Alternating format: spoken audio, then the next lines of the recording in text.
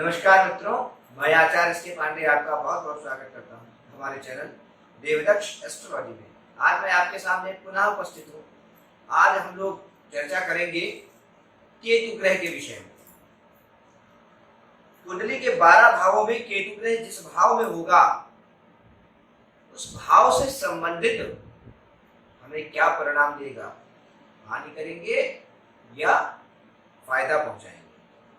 आइए जानते हैं किस भाव में केतु हमें कैसा परिणाम देंगे। कुंडली का प्रथम भाव यानी लग्न भाव में जब जातक के केतु होंगे तो ऐसे जातक को पद प्रतिष्ठा मान सम्मान तो बहुत अधिक मिलती है, किंतु जातक के चेहरे पर कोई ना कोई निशान अवश्य होगा। चोट उसे लगेगी, लोहे अथवा ईंट के द्वारा उसके चेहरे पर निशान अवश्य होगा। अब पहुंचते हैं सेकंड हाउस द्वितीय भाव में। द्वितीय भाव में जब केतु पहुंचेगा, किसी भी जातक की कुंडली में जब द्वितीय भाव में केतु ग्रह विराजमान होंगे तब जातक को गले से संबंधित किसी न किसी समस्या को देंगे तथा पारिवारिक संबंधों में कुछ ना कुछ कटुता का एहसास होगा। यदि तीसरे भाव में केतु ग्रह किसी जातक के हो तो ऐसे जातकों को कंधे, हाथ इत्यादि शरीर के अंगों में समस्या होगी, चोट चपेट लगेगी, फ्रैक्चर इत्यादि हो सकता है। भाइयों से संबंध विच्छेद भी हो सकते हैं।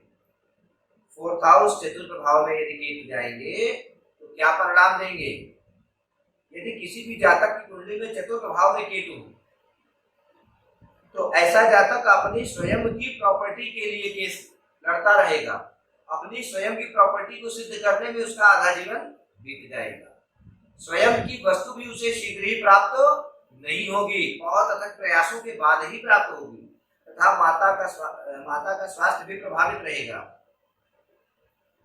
और यदि माता का स्वास्थ्य प्रभावित नहीं होगा तो ऐसा बच्चा माता से दूर रहेगा। अब आते हैं पंचम भाव। पंचम भाव में यदि जातक के केतु ग्रह हो तब क्या होता है। पंचम भाव में यदि केतु ग्रह है तो जातक की पढ़ाई में, एजुकेशन में अवरोध होगा। समाज में उसकी प्रतिष्ठा जो होती, प्रतिष्ठा में कमी आएगी। लोगों के बीच शक की निगाहों से देखा जाएगा। 6 हाउस में आते हैं। छठे भाव में यदि केतु हुआ तो क्या करता है। छठे भाव में केतु होगा तो पेट से संबंधित समस्याओं से वह परेशान रहेगा। 6 हाउस में केतु पेट से संबंधित समस्याओं से जातक को परेशान करेगा तथा ससुराल पक्ष से भी पीड़ित रहेगा। 7th हाउस में यदि केतु हुआ तो ऐसा जातक अपनी पत्नी के स्वास्थ्य को लेकर के परेशान रहता है एवं व्यापार में उस व्यक्ति के साथ, अगर सप्तम भाव में केतु है 7th हाउस में, तो व्यापार में उस व्यक्ति के साथ यदि पार्टनरशिप में व्यापार किया है तो नुकसान की संभावना बहुत अधिक है, क्योंकि उसका जो पार्टनर होगा वो उसका नुकसान अवश्य ही करेगा। यदि जातक के 8th हाउस में 8वें भाव में केतु तो ऐसे जातक के छोटे छोटे समय पर एक्सीडेंट होते रहते हैं। पैरों से संबंधित समस्या प्राप्त होती है। पैरों में फ्रैक्चर, चोट बराबर लगती रहती है।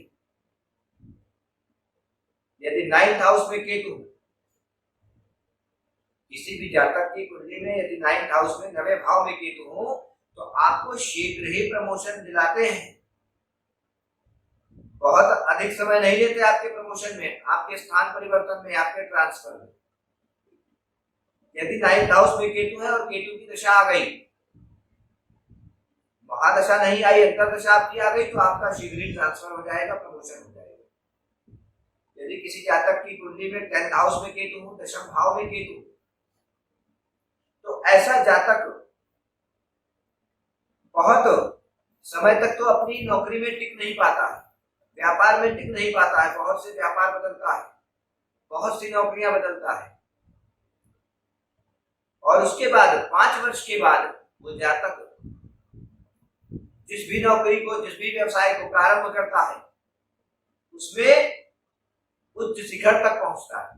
यदि 10th हाउस में केतु हुआ, यदि 11th हाउस में केतु है, 11वें भाव में जातक के केतु है, तो उसके पैर की पिटली में चोट अथवा फ्रैक्चर की संभावना है। ऐसे जातक को समय समय पर अपनी इच्छाओं को जो है मारना पड़ता है, इच्छाओं से कंप्रोमाइज करना पड़ता है। यदि उस जातक की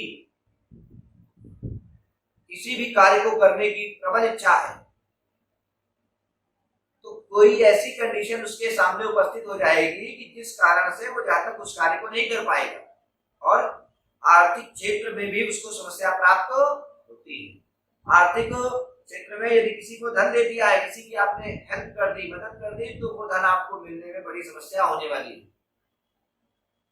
12th हाउस में केतु, यदि जातक के 12th हाउस 12वें भाव में केतु होता है तो ऐसे जातक को पंजे से जुड़ी समस्या होती है तथा स्पाइनल प्रॉब्लम भी होती है, बैक पेन, पीठ दर्द में शिकायत। और द्वादश भाव का केतु जातक को मोक्ष तो प्रदान करता है किंतु अनिद्रा का रोगी भी बना देता है। और यदि 12th हाउस में केतु हुआ तो आपका जो स्थान होगा, शयन कक्ष होगा, वो आपका उत्तर पूर्व दिशा में होगा।